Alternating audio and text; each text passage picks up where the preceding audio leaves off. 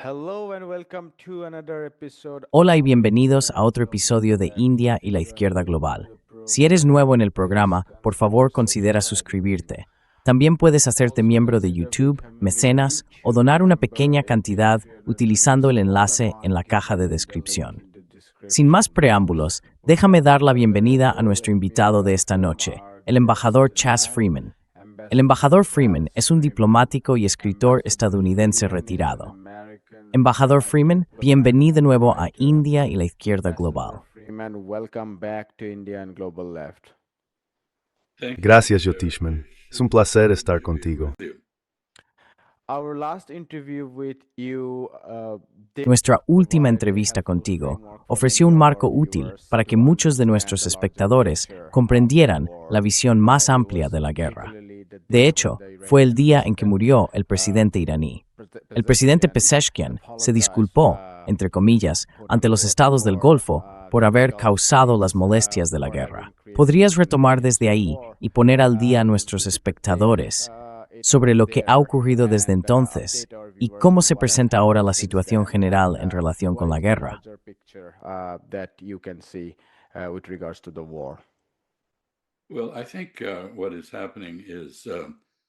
Bueno, creo que lo que está ocurriendo es mucho movimiento estratégico por todas partes. Se ha vuelto muy evidente que los objetivos de Israel, que es el iniciador de esta guerra, y los de Estados Unidos son bastante diferentes. Israel busca el colapso del Estado iraní, la aniquilación del poder iraní, posiblemente la fragmentación de Irán en entidades sin Estado, pero al menos la decimación, o mejor dicho, la aniquilación de la sociedad iraní. Estados Unidos comenzó con un conjunto muy confuso de excusas para básicamente seguir a Israel en esta guerra, con muchos objetivos distintos, ninguno de ellos claramente viable. Uno de esos objetivos era el cambio de régimen.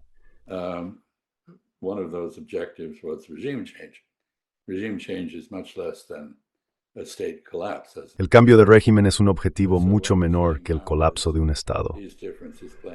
Así que lo que estamos viendo ahora es cómo se desarrollan esas diferencias.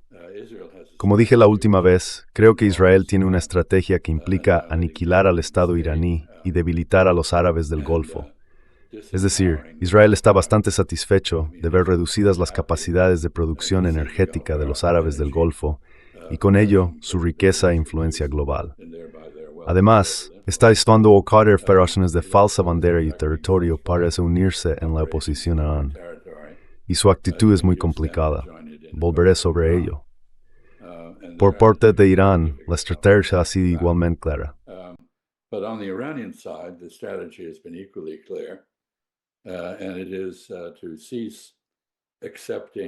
Y se trata de dejar de aceptar provocaciones y ataques limitados de Israel y más recientemente de Estados Unidos, y de responder plenamente al desafío existencial que plantea Israel, lanzando a su vez un desafío existencial contra Israel.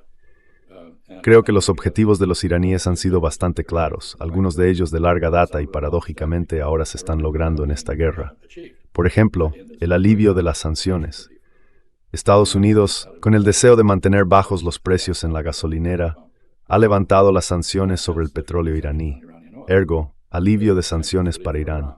Así que Irán gana en ese frente.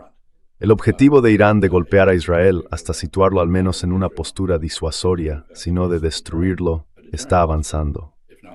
Ahora hemos visto surgir un patrón de ataques y contraataques recíprocos.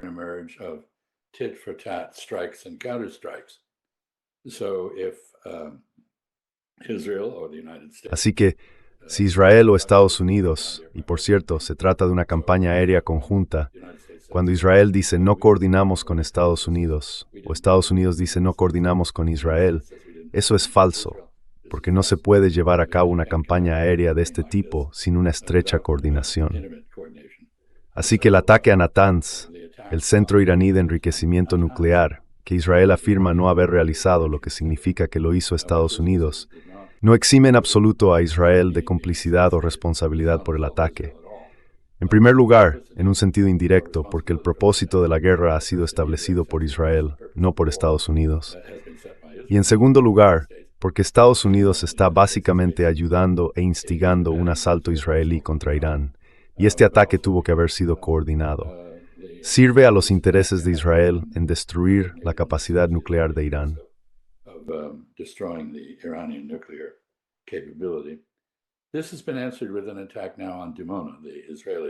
Esto ha sido respondido con un ataque a Dimona, la instalación nuclear israelí. De manera similar, un ataque de Israel a los campos de gas iraníes ha sido respondido con ataques iraníes a Qatar, los Emiratos Árabes Unidos y otros lugares. Así que estamos viendo una escalada constante en la que cada paso de esa escalada lo da el bando atacante israelí y estadounidense. Y quiero añadir una cosa más. Si uno de los objetivos de Estados Unidos era un cambio de régimen, no sofra sino es un world enormemente contraproducente. El asesinato de Jamenei tu primer de Irán, extremadamente varias consecuencias. En primer lugar, él era principal pues Irán construyeras nucleares. Iran building nuclear weapons. He was also the opponent of a rising. También se oponía a un creciente sector dentro del estamento iraní que sostenía que Irán debía construir un ICBM capaz de alcanzar Estados Unidos y abandonar las limitaciones de alcance que él mismo había impuesto al ejército iraní. Había fijado un límite de 2.500 kilómetros, pero esa política ya se ha roto abiertamente, con un intento fallido de atacar Diego García, a unos 4.000 kilómetros de Irán. Así que la guerra se está expandiendo geográficamente, y la implicación es que con el tiempo, Irán se unirá a Corea del Norte en el desarrollo tanto de una fuerza de disuasión nuclear como de misiles capaces de llevar armas nucleares al territorio estadounidense.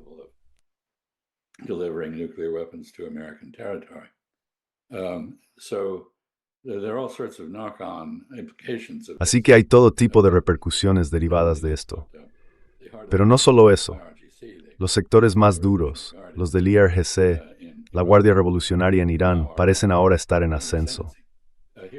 Tengo que decir que Israel parece seguir un patrón deliberado de asesinar a cualquier moderado que pudiera servir como interlocutor útil para las negociaciones con Estados Unidos. No quieren negociaciones, temen la volatilidad de Trump. No quieren que entable conversaciones con Irán. Él vacila de un momento a otro. En un momento declara la victoria, al siguiente exige apoyo de los aliados, que se lo han negado de forma unánime. En un momento habla de poner fin a la guerra y al siguiente de intensificarla.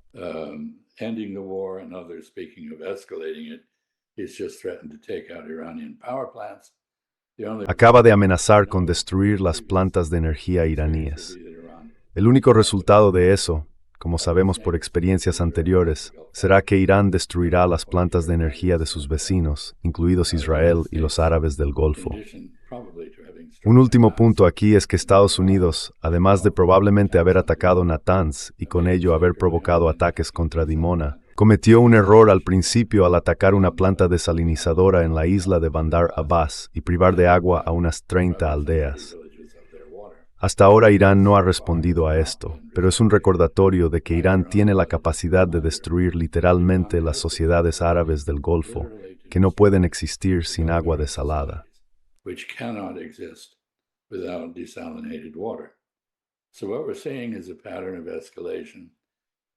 Así que lo que estamos viendo es un patrón de escalada.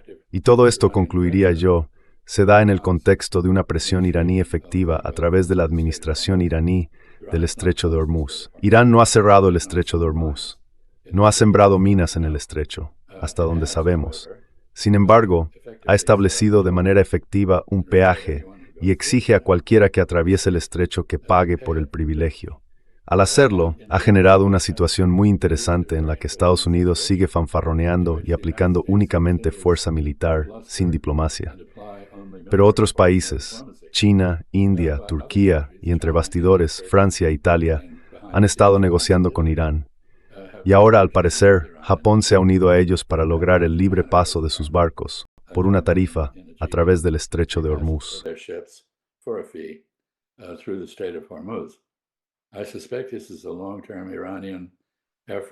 Sospecho que se trata de un esfuerzo a largo plazo de Irán por dominar esa parte clave del comercio mundial de petróleo y gas, al tener la capacidad de abrir o cerrar el grifo a su antojo, Así que el estrecho de Hormuz es ahora una autopista de peaje, no una vía libre. Muy interesante. La respuesta de Donald Trump a esto ha sido, bueno, nosotros no lo usamos de todos modos, lo cual no es cierto, ya que, por ejemplo, tenemos el cuartel general de la Quinta Flota en Bahrein. Pero ya sabes, esos países que sí lo utilizan para sus cadenas de suministro energético deberían ahora asumir la responsabilidad de mantenerlo abierto, ahora que hemos permitido que se nos cierre. No está cerrado para ellos. Si confían en la diplomacia, ahora pueden ver que Irán responderá permitiéndoles que sus barcos pasen.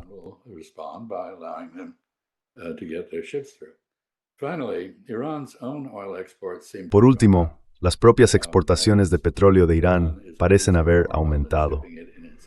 Es decir, Irán está produciendo más petróleo y lo transporta en sus propios buques o en buques fletados a través del estrecho sin interferencia de la Marina estadounidense, que se mantiene a cierta distancia, pero que básicamente ha recibido la orden de no seguir destruyendo el acceso del mundo a la energía, y con ello hacer subir los precios, incluso en Estados Unidos, porque, en esencia, los precios del petróleo, a diferencia de los de la gasolina, se determinan completamente por la oferta global, no por la oferta de un solo país.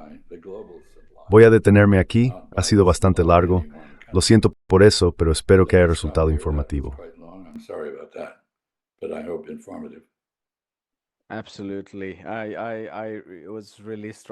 Absolutamente. Me impresionó mucho tu argumento sobre la ironía de que la guerra haya limitado o reducido en realidad los aspectos negativos de las sanciones y el aislamiento que existían antes del conflicto, y cómo es muy probable que Irán haya estado exportando más energía.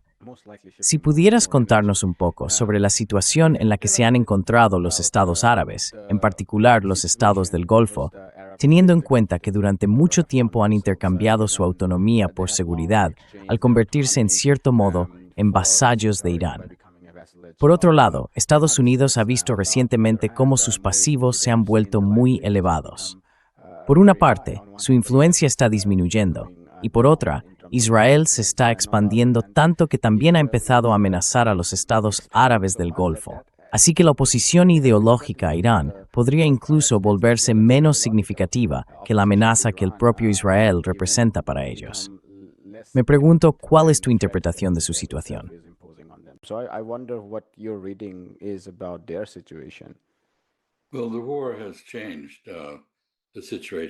Bueno, la guerra ha cambiado radicalmente la situación para los árabes del Golfo. Como sugieres, se habían estado moviendo lentamente, no de forma muy visible, pero sí perceptible, hacia algún tipo de coalición con Irán para contrarrestar el dominio israelí en el Levante y la agresión israelí contra sus vecinos. Eso se ha detenido, si no terminado. En otras palabras, ahora están furiosos con Irán por lo que les está haciendo.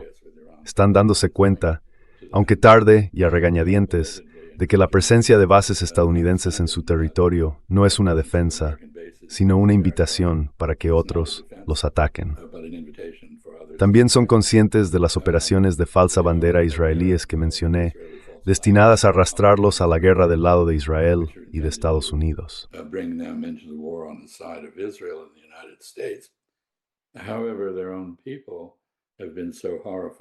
Sin embargo, su propia población se ha sentido tan horrorizada, con razón, por el genocidio en Gaza y por el comportamiento de Israel en general, que les resulta políticamente imposible atacar a Irán si parece que están del lado de Israel y de Estados Unidos. Quienes siguen de cerca la situación en los estados del Golfo también saben que Israel está intentando anexionarse aproximadamente un tercio del Líbano, al sur del río Litani, primero despejándolo como una zona de fuego libre, al igual que Gaza, y después colonizándolo, lo cual, como sabes, es el clásico expansionismo israelí. Y una vez más, esto ilustra la brecha entre los objetivos israelíes y los estadounidenses.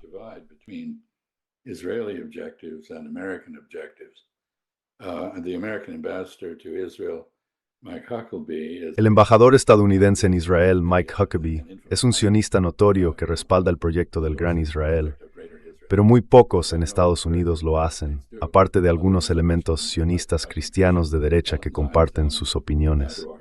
Israel está intentando a través de esta guerra materializar su proyecto del Gran Israel, que extendería el control judío desde el Éufrates hasta el Nilo, incluyendo partes de Irak, Siria, Líbano, Jordania, Arabia Saudí y Egipto. Esta es una fórmula que garantiza una hostilidad eterna hacia Israel por parte de todos estos países. Y ese es ahora parte del problema. Estar asociado con Estados Unidos es estar asociado con Israel, y eso ya no es aceptable. And this is not acceptable now.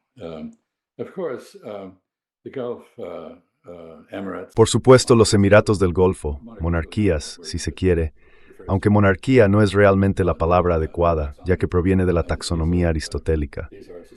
Se trata de sociedades gobernadas mediante un proceso de consulta entre los líderes familiares y la sociedad en general, a veces denominadas de forma algo despectiva bedocracia, es decir, el gobierno de los beduinos.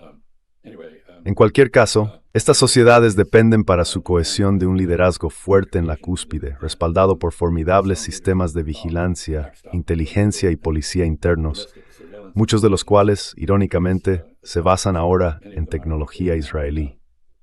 Ese ha sido uno de los grandes atractivos de Israel. Ha perfeccionado la tecnología del Estado policial mediante experimentos en Gaza y Cisjordania. By experiments in Gaza and in the West Bank, as well as within Israel proper. Así que, además de dentro del propio Israel, estas sociedades se enfrentan ahora a un déficit de ingresos. La combinación de una gestión de tipo policial y, en esencia, el soborno del público mediante pagos de bienestar social va a resultarles bastante difícil de mantener.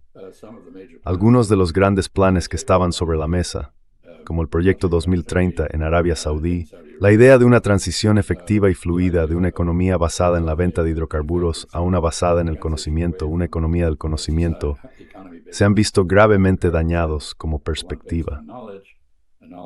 A largo plazo, los árabes del Golfo, que se habían presentado como islas de estabilidad en un mundo convulso, un lugar donde se podían alojar centros de datos, realizar diversas actividades útiles, donde los expatriados podían ir a vivir con lujo, donde peruanos de tu región, el sur de Asia, podían trabajar en seguridad, se enfrentan ahora a serios desafíos.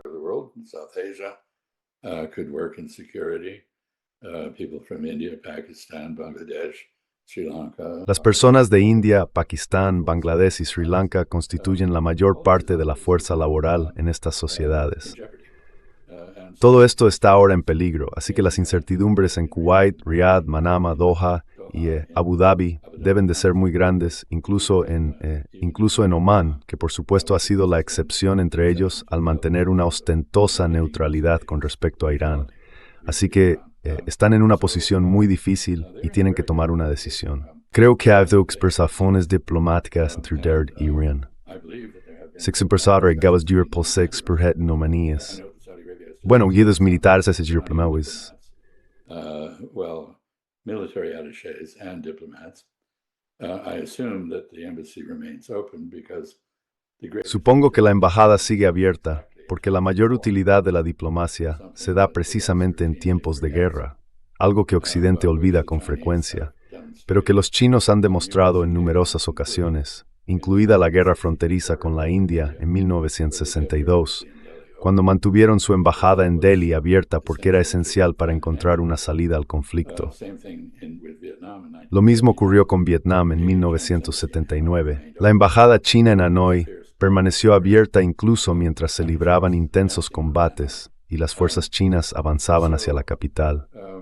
Así que creo que hay conversaciones en marcha, y los iraníes han dejado muy claro que el precio de una tregua y un alivio de los ataques es la desvinculación de Estados Unidos. Nada de más bases estadounidenses. No more American bases. I should say that those bases, the utility of those bases. Debo decir que la utilidad de esas bases quedó muy comprometida desde el inicio mismo de la guerra, cuando los radares, esenciales tanto para el control del tráfico aéreo, la coreografía de los ataques aéreos sobre Irán, como para la guía de la interceptación de misiles por parte del THAAD, el sistema de defensa de área de gran altitud, o por los sistemas de defensa puntual Patriot, fueron inutilizados. Lo mismo ocurrió con los equivalentes israelíes, que son el Arrow y la Honda de David, respaldados a menor altitud contra cohetes esencialmente no guiados y muy lentos por el llamado domo de hierro. Todo esto se ha vuelto problemático desde el principio. Creo que la capacidad de interceptación de Israel y de Estados Unidos se ha visto ahora muy mermada. Así fue como el misil logró alcanzar Dimona.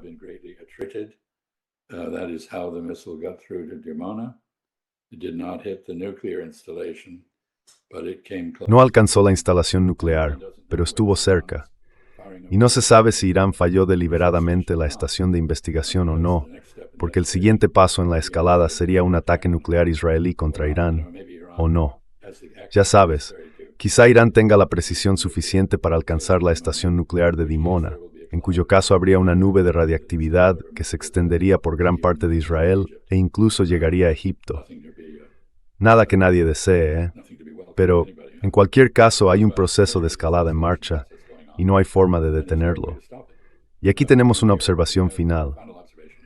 Esta guerra, como dije la última vez que nos reunimos, no es algo que Israel y puedan detener. Something that Israel and the United States can stop. Only Iran can stop it. Iran now... Solo Irán puede detenerlo. Irán controla ahora el estrecho de Hormuz directamente desde baterías en tierra que Estados Unidos ha bombardeado recientemente con artillería pesada, pero no ha eliminado, y conserva un suministro de misiles. De hecho, al parecer está fabricando más en lo profundo del subsuelo mientras hablamos, para poder continuar esta guerra durante años, no meses. Así que él se ha encontrado por fin con un adversario que le hará lo mismo que él hace a otros. Lo que Irán aún no ha hecho, pero debe de estar muy tentado de hacer, es recurrir al asesinato. Este es un elemento importante en la campaña israelí. Ha sido utilizado por Estados Unidos, por ejemplo, durante la primera administración Trump contra el general Soleimani.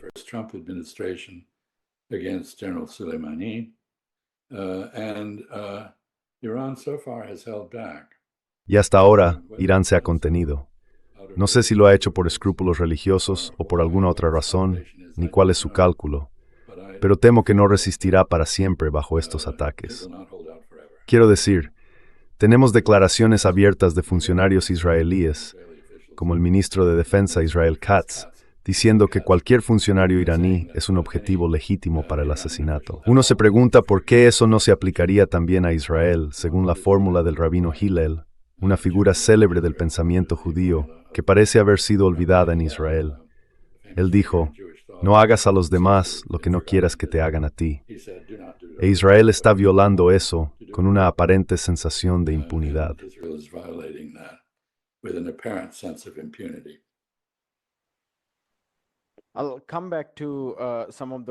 Volveré más adelante a algunas de las preguntas que tengo sobre Israel e Irán, pero si pudiera hacer una pregunta de seguimiento sobre los estados árabes. Cuando hablaba de muchos de los dilemas a los que se enfrentan los estados árabes del Golfo, me da la impresión de que se refiere a dos grandes conjuntos de problemas o dilemas. Uno de ellos es más a largo plazo, económico y de desarrollo, y tiene que ver con las alternativas a los hidrocarburos. Algunos de estos desafíos provienen de la transición global hacia la energía verde, mientras que otros se derivan de cuestiones internas, como el agotamiento de las reservas de petróleo y gas. Lo hemos visto con muchos de los emiratíes, que se quedaron sin petróleo y tuvieron que buscar alternativas en el turismo, el sector inmobiliario, las finanzas, las corporaciones estadounidenses y así sucesivamente. Y algunos de esos problemas, me parece, ya eran visibles incluso antes de la operación Diluvio de Al-Aqsa, o lo que se conoce más comúnmente como el 7 de octubre.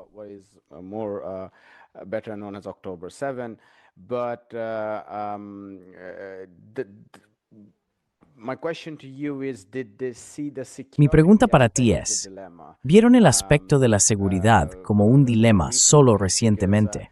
Porque incluso en la última década y media, si pensamos en el periodo posterior a la ocupación de Irak, en cómo los estados se desmoronaron en Irak y Siria, y en los problemas generados por el auge de actores no estatales como ISIS, Al-Qaeda, Al-Nusra y otros, les parecía que el intercambio de autonomía por seguridad con Estados Unidos funcionaba muy bien. Las sociedades a su alrededor se estaban derrumbando debido al fracaso del Estado, mientras ellos estaban protegidos. Pero ahora parecen encontrarse en una situación muy precaria, dado que Irán los está atacando. Así que me pregunto, ¿crees que habían previsto antes el problema de la seguridad como un dilema? ¿O se trata de una toma de conciencia muy repentina?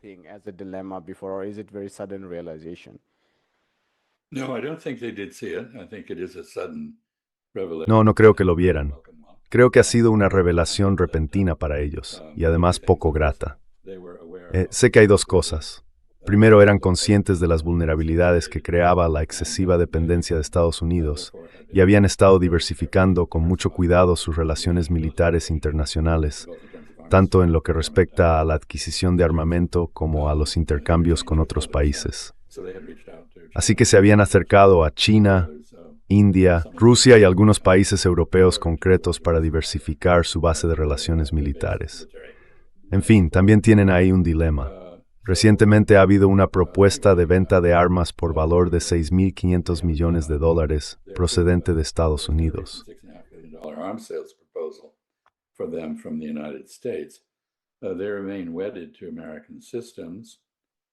Siguen ligados a los sistemas estadounidenses.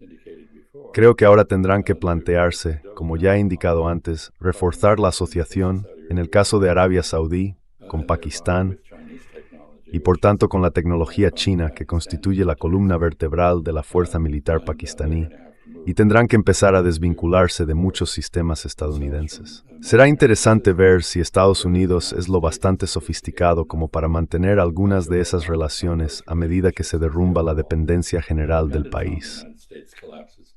Has mencionado la transición hacia la energía verde.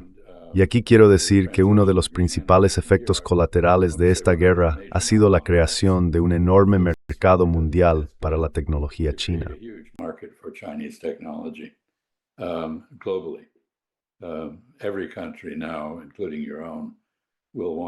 Ahora todos los países, incluido el tuyo, querrán redoblar sus esfuerzos en energías renovables, solar, eólica, nuclear y en vehículos eléctricos, un ámbito en el que China es la líder indiscutible del mundo.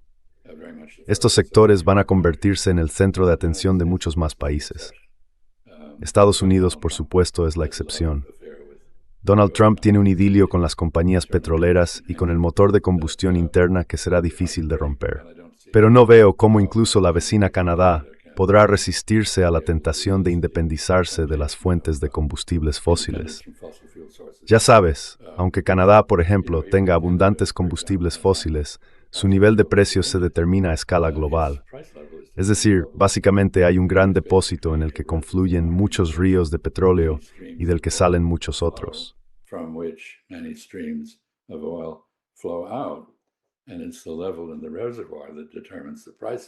Y es el nivel del embalse el que determina los precios, no el arroyo en el que uno se siente. Rusia es también, debo decir, una gran beneficiaria de esta guerra, no solo en términos del alivio de las sanciones sobre su petróleo, que ha obtenido sin coste alguno, sino también por el debilitamiento inminente de Ucrania. Porque las armas que podrían haberse suministrado a Ucrania en el futuro, compradas por los europeos para transferirlas a Ucrania desde Estados Unidos, se están utilizando en Asia Occidental, no están disponibles. Y sabemos que la base militar industrial estadounidense es muy precaria y débil, y no es capaz de aumentar la producción de forma acelerada. Por último, Estados Unidos, por supuesto, en un sentido militar, se ha visto muy debilitado, no solo por el agotamiento de nuestras municiones, sino también por el daño a nuestra reputación.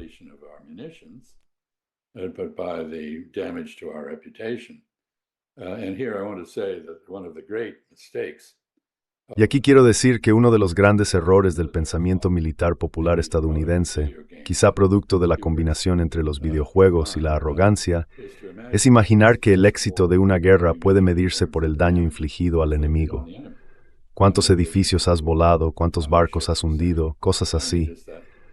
Pero en realidad, estamos viendo repetirse una lección que deberíamos haber aprendido de Vietnam. Puedes bombardear al enemigo sin piedad, destruir todo tipo de cosas, pero eso no destruye su voluntad de luchar ni siquiera su capacidad para hacerlo. Como dije la última vez que estuve con vosotros, la estrategia iraní emula la estrategia del rope-a-dope de Muhammad Ali. Dejar que el enemigo se golpee hasta agotarse mientras esperas a que esté lo bastante debilitado para asestarle un golpe de knockout.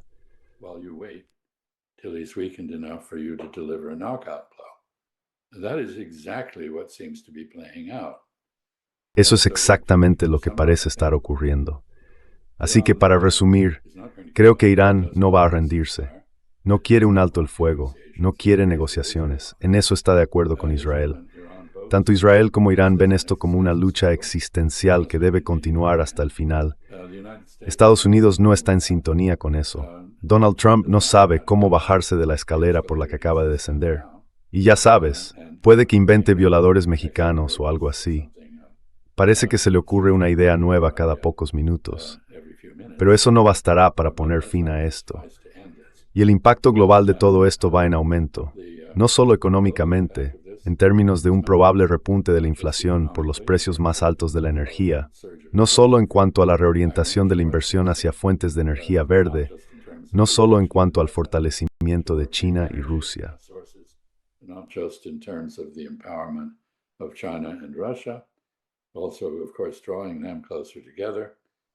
Además, por supuesto, al acercarlos más entre sí, el gasoducto Fuerza de Siberia, que lleva más de una década en discusión, ahora parece avanzar como un proyecto real, acercando a China y Rusia a una mayor interdependencia, algo que estratégicamente no está en el interés de Estados Unidos.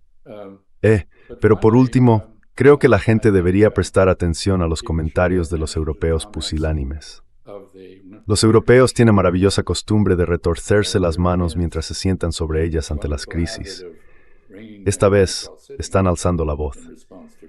Cada vez oímos a más personas decir, salgamos de la OTAN, acabemos con estadounidenses en nuestro territorio. La Alianza Atlántica está rota.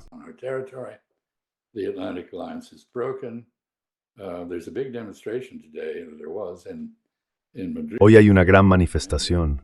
Hubo una en Madrid, en España, exigiendo que España expulse las bases estadounidenses y abandone la OTAN. Así, la arrogancia estadounidense ha provocado una reacción que se refleja no solo en la negativa a enviar fuerzas al estrecho de Hormuz, sino en un desacoplamiento estratégico más profundo. Y por eso creo que las implicaciones a largo plazo de todo esto, por horrendo que sea el daño inmediato de la guerra para los iraníes, que están siendo duramente golpeados, para Israel, que está siendo castigado, para los árabes del Golfo, que están siendo reprendidos y castigados, por horrendo que sea todo eso, son las implicaciones a largo plazo, las implicaciones estratégicas las que deberían preocuparnos más. Estados Unidos se está destruyendo a sí mismo como potencia global.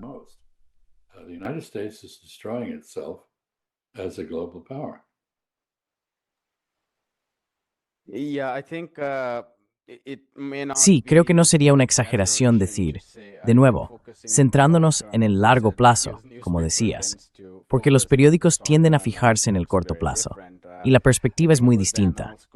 Creo que fue el historiador de la Escuela de los Anales, Braudel, quien dijo que los historiadores que no pueden centrarse en las tendencias a largo plazo son como periodistas que solo se fijan en los acontecimientos, porque se pierden los patrones más amplios. Y mientras te escuchaba, pensé que quizá no sea una exageración decir que esta guerra, no quiero romantizarla, pero el momento que estamos viviendo puede ser verdaderamente revolucionario. En primer lugar, como decías, está impulsando a Irán hacia una especie de papel de tutela en la región.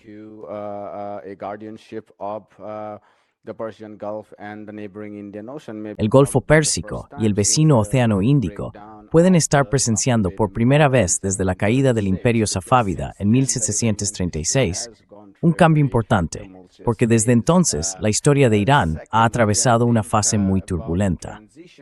En segundo lugar, creo que la transición hacia la energía verde es realmente profunda, porque la última fase de la revolución industrial giró en torno a la búsqueda de energía barata y utilizable. Y ahora intentamos avanzar hacia una energía no solo barata, sino también limpia. Ha habido mucha reticencia, especialmente en el sur global, por razones legítimas, ya que existe un equilibrio difícil entre el desarrollo y la salvación del planeta y la protección de las personas. Y esta búsqueda de una energía más barata y eficaz, la energía verde china en particular, podría ser muy revolucionaria, como has dicho.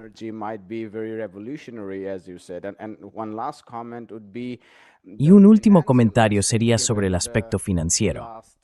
Durante los últimos 50 años aproximadamente, desde la década de 1970, cuando el giro neoliberal financió la economía global, y especialmente desde los años 90 con el sistema del petrodólar, porque como has dicho, si se replantea la compra de armas estadounidenses, eso podría desestabilizar realmente el sistema del dólar. Gran parte del reciclaje de estas reservas se realiza a través del mercado de bonos en dólares. Básicamente, el sistema transatlántico depende de cuánto dinero envíen los estados árabes del Golfo al sistema financiero transatlántico. Así que en esencia lo que estás diciendo es que estamos viviendo momentos realmente profundos dentro de un marco histórico más amplio.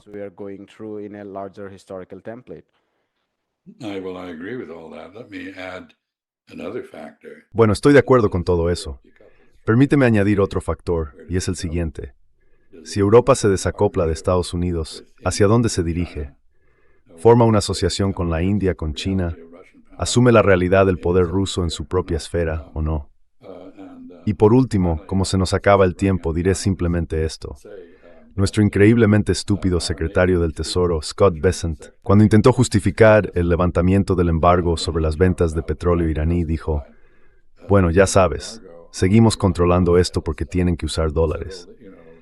Eso es básicamente una invitación a empezar a comerciar en yuanes o rupias o alguna otra moneda, euros, quizá.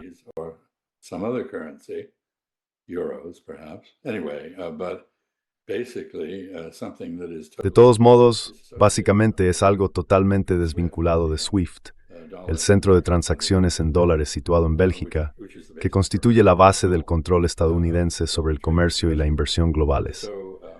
Así que no se trata solo del fin de Estados Unidos, o al menos de su eclipse temporal, en términos de capacidad de proyección de poder militar. Y por cierto, no se puede viajar entre Europa y Asia sin atravesar esta zona de guerra. Así que básicamente, estamos viendo una gran desviación del tráfico aéreo civil a través de lugares como Azerbaiyán, porque Rusia está fuera de los límites para las aerolíneas occidentales debido a la política de Occidente. Ya sabes, las aerolíneas chinas están haciendo un negocio redondo volando sobre Rusia en rutas y distancias que están vetadas a sus competidores europeos y estadounidenses.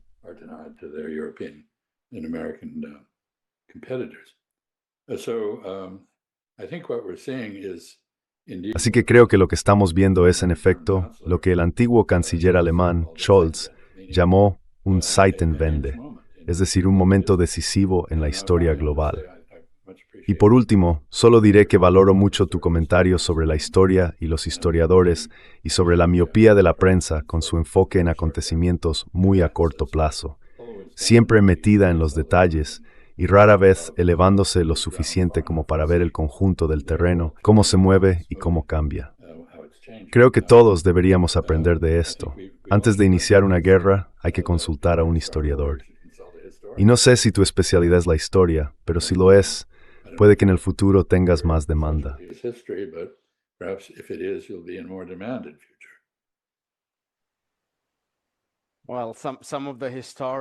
Bueno, algunos de los historiadores eran terribles antes de la ocupación estadounidense de Irak. Quiero decir, las cosas que predijeron eran completamente erróneas y engañosas, así que no estoy seguro. Pero hay buenos historiadores y malos historiadores, y dejémoslo ahí.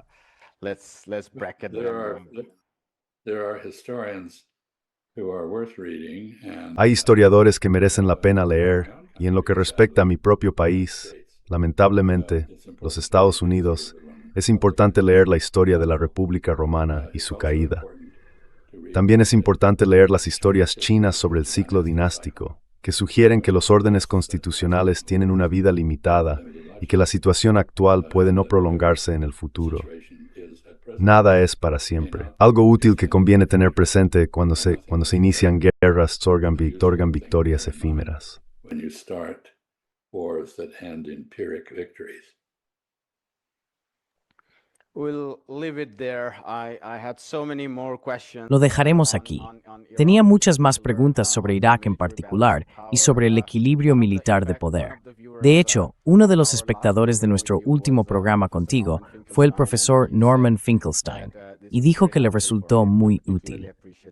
Apreció especialmente el marco analítico que proporcionaste, pero una de las preguntas que tenía era sobre el equilibrio militar de poder. Dijo que había oído muchas cosas sobre Gaza, se agrupó con varios otros, con razón o sin ella, y se refería a la narrativa de que Hamas era una resistencia militar eficaz. En su opinión, esa era probablemente una narrativa equivocada. También dijo que es cauto respecto a la fuerza del lado iraní. Quería preguntarte sobre eso, pero se nos acaba el tiempo. Si pudieras darnos un breve comentario al respecto, entonces podemos cerrar. Well, I'll just say Norman Finkelstein is both. Bueno, solo diré que Norman Finkelstein es a la vez brillante y valiente. En realidad, estoy de acuerdo con él. Hamas es una expresión indomable del nacionalismo palestino. Antes de tener cualquier capacidad militar, ya tenía una existencia y una aspiración políticas. No ha sido vencido ni derrotado militarmente, en el sentido de que sigue existiendo. Pero su aspecto militar siempre fue secundario. Así que, en realidad, estoy de acuerdo con el Dr. Finkelstein en este punto. En cuanto al equilibrio militar, hay otras cuestiones en juego de las que podríamos hablar en otra sesión y que incluyen el desarrollo de la ciencia y la tecnología fuera de la región atlántica.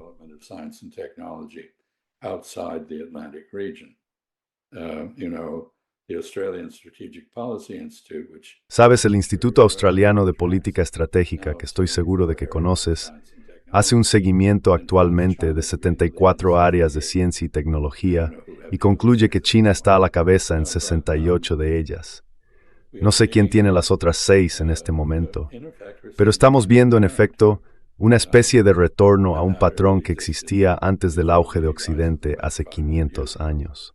Y es que las grandes sociedades civilizacionales, India no era un estado, China sí lo era, pero India estaba compuesta por muchos estados dentro de un contexto civilizacional. Estas dos sociedades eran dominantes a nivel mundial en términos de riqueza, poder, ciencia y tecnología. Y quiero decir, no es casualidad que los llamados números arábigos, o más bien números índicos, se originaran en la India.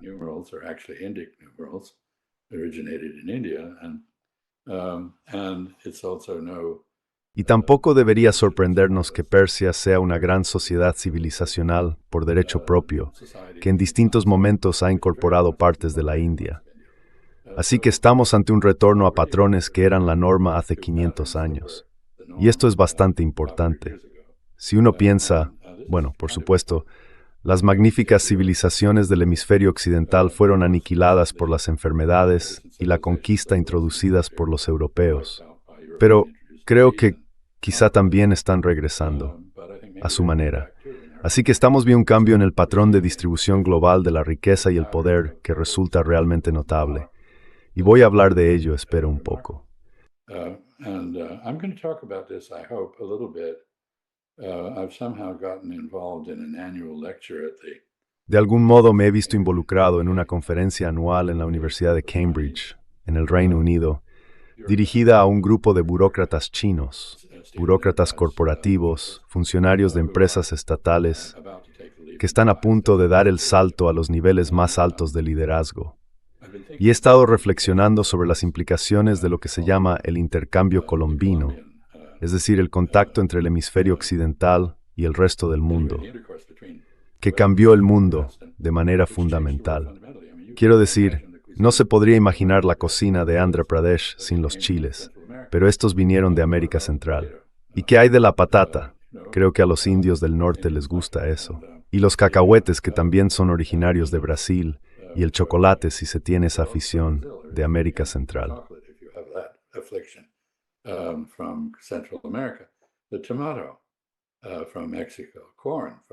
El tomate de México, El maíz de México y del Valle del Mississippi, las calabazas, el calabacín, por ejemplo, todos estos productos procedían de una civilización hoy desaparecida en el Valle del Mississippi.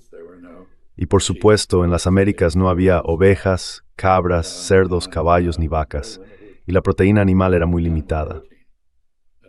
De todos modos, aquel momento de 1492, hace ya algo más de 5 siglos, cambió el mundo de forma fundamental al crear por primera vez un único mundo en el que la distribución del poder a nivel global era significativa. Seguimos viviendo en ese mundo, pero la distribución del poder dentro de él está cambiando radicalmente. Y creo que en gran medida está volviendo al patrón precolombino. Yo no estaré aquí para verlo, si tengo razón o no, puede que tú sí. Whether I'm right or not, you may be. This reminds me of Lenin. I think it was in 1916. Esto me recuerda a Lenin, creo que fue en 1916. Estaba hablando con algunos jóvenes rusos en Suiza, si no me equivoco, aunque por favor corríjame si lo hago, espectadores. Dijo que la revolución en Rusia ocurriría. Tal vez yo no sea demasiado joven para verlo, pero esto sucederá. Y meses después, en febrero en Rusia, estalló la revolución en medio de la guerra. Así que nunca se sabe. Y sí, quiero decir, has hablado sobre la importancia de la hegemonía estadounidense, que de nuevo, dicho de otro modo, ha sido colonialismo dentro de un marco histórico más amplio. Y una de las tesis en esta literatura sobre gran divergencia entre el hemisferio occidental y Asia, digamos, sostiene que el descubrimiento de una producción de carbón barata y accesible en Gran Bretaña y el descubrimiento de colonias fueron elementos centrales de este tipo de gran divergencia. Así que todos estos temas se unieron en nuestra conversación.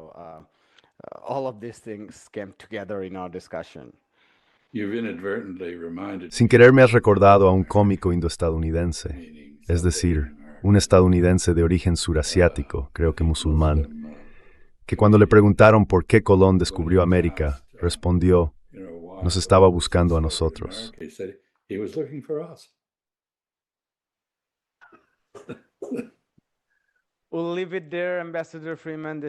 Lo dejaremos aquí, embajador Freeman. Ha sido una conversación fascinante. No estaba buscando especialmente las implicaciones a largo plazo del momento que está viviendo, porque al prepararme para esta entrevista estuve leyendo cada vez más noticias, así que pensaba en las cuestiones a corto plazo. Pero fue un gran placer que hablara de las de largo plazo. Muchas gracias por su tiempo. Aprecio sus respuestas. El placer es mío, Jyotish. My pleasure, Jyotish. Keep well. Hola, me llamo Ayushman. Junto con Mudiyar Jyotishman, hemos creado esta plataforma. Durante los últimos 2 años, hemos intentado generar contenido para las fuerzas de izquierda y progresistas. Hasta ahora, hemos entrevistado a economistas, historiadores, comentaristas políticos y activistas. Si te ha gustado nuestro contenido y quieres que construyamos un archivo para la izquierda, tengo 2 peticiones para ti. Por favor, considera hacer una donación a la causa. El enlace está en la descripción de abajo. Y si no puedes hacerlo, no te sientas mal. Siempre puedes dar me gusta a nuestros videos y compartirlos con tus camaradas. Por último, no olvides pulsar el botón de suscribirte. Don't forget to hit the subscribe button.